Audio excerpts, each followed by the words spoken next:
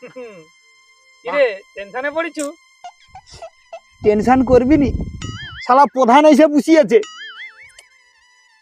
LED বৌদির টকা যার গায়ের কালারের হবে তাকে নাকি বেয়া হতে হবে। আমি যে কি করব, ঘরে আমার বউ আছে। আমি তো একবার যাইছিলি, আমার কোনো টেনশন নেই।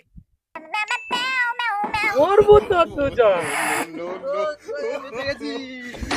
বেঁচে গেছি মানে? তাহলে কি আমি কাঁঠার গাড়ি ঢুকিছি নাকি রে? সুজন, আরে না নে, তোর কিছু হয়নি। তাহলে কি আমি গাধার গাড়ি ঢুকিছি? আরে না, তোরও কিচ্ছু হয়নি।